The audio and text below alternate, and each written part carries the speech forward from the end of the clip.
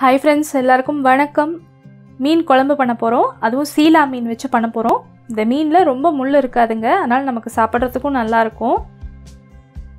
இப்போ இந்த பாத்திரத்தில் ஒரு டீஸ்பூன் கல்லுப்பு, அரை டீஸ்பூன் மஞ்சள் தூள், அரை டீஸ்பூன் மிளகாய் தூள், கொஞ்சமாக ஒரு 2 டீஸ்பூன் தண்ணி மட்டும் சேர்த்துக்கலாம். இப்போ இதில் இந்த மீனை போட்டு நல்லா நம்ம பிரட்டி வைக்க போகிறோம்.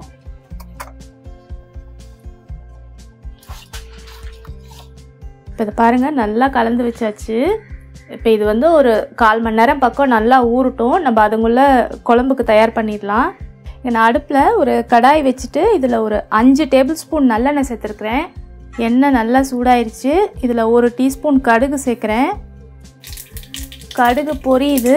இதில் அடுத்தது ஒரு 30 பல் பூண்டு, இந்த மாதிரி சின்ன பல் பூண்டாக 30 பல் எடுத்துருக்கேன்.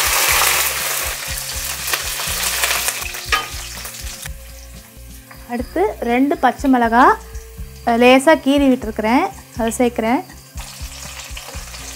அடுத்தது நல்லா ஒரு 3 கொத்து கருவேப்பிலை. இது சின்ன வெங்காயம் 1/4 கிலோ எடுத்து, இது கப்பு அளவில் பார்த்தீங்கன்னா 1.5 கப்பு இருக்குது. இதை நல்லா ஒரு முறை கலந்து விட்டுருவோம்.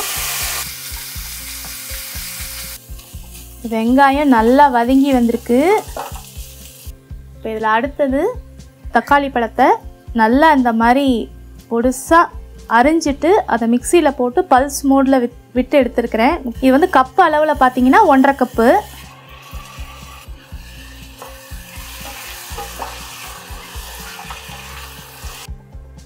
தேவையான அளவு கல்லுப்பு சேர்க்குறேன்.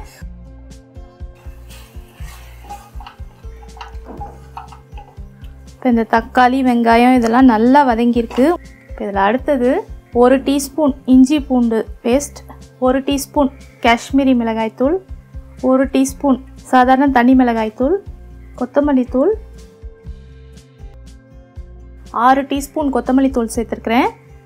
அரை டீஸ்பூன் ஜீரகத்தூள், ஒரு 1/4 டீஸ்பூன் சோம்பு தூள், அரை டீஸ்பூன் வெந்தயத்தூள், அரை டீஸ்பூன் மஞ்சள் தூள் சேர்த்தாச்சு. இது எல்லாத்தையும் நல்லா கலந்து விட்டுடலாம். குறைவான அளவு தீயில இதை கொஞ்ச நேரம் நல்லா இந்த மசாலா எல்லாம் ஒன்று சேர்ந்து வரட்டும்.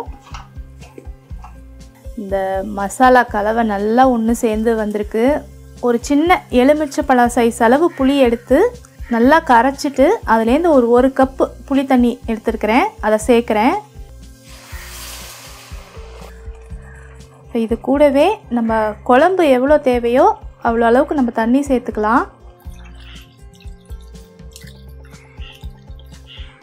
இப்போ குழம்பு நல்லா கொதிக்க ஆரம்பிச்சிருச்சு. இது நல்லா கொஞ்சம் ஓரளவுக்கு சுண்டி வரட்டும். பாருங்கள், குழம்பு நல்லா சுண்டி வந்திருக்குது. எண்ணெய் கூட மேலே நல்லா பிரிஞ்சு வர ஆரம்பிச்சிருச்சு. இப்போ இந்த சமயத்தில் இது நாட்டு சர்க்கரை ஒரு 1/4 டீஸ்பூன் மட்டும் சேர்க்குறேன். இது நல்லா கலந்து விட்டுருவோம். இப்போ இது நல்லா கலந்து விட்டதுக்கு அப்புறமா இதில் இந்த மீனோட தலையை மட்டும் கொஞ்சம் முதல்ல சேர்த்து கொஞ்சம் நல்லா அதை வேக விட்டுக்குவோம். ஏன்னா இது கொஞ்சம் வேகிறதுக்கு நேரம் ஆகும். இப்போ இதில் இந்த மீன் தலை சேர்த்ததுக்கு அப்புறமா ஒரு 2 நிமிஷம் மிதமான தீயில கொதிச்சிருக்கு. இப்போ இதில் அடுத்தது எல்லா மீன் துண்டையும் போட்டுடலாம். அடுப்பை சிம்மில் தாங்க வச்சுருக்கிறேன். கொஞ்சம் நேரம் வேகட்டும். நம்ம மேலே ஒரு மூடி போட்டுடலாம். அதில் பாருங்க, இந்த மீன் எல்லாம் போட்டதுக்கப்புறம் ஒரு 2 நிமிஷம் ஒரு குறைவான அளவு தீயில நல்லா கொதிச்சிருக்கு. பாருங்கள், மீனும் நல்லா வெந்துருச்சு. இதுக்கு மேலே நம்ம ரொம்ப போட்டு கிண்ணோன்னா மீன் உடையும். நம்ம அடுப்பை நிப்பாட்டிடலாம்.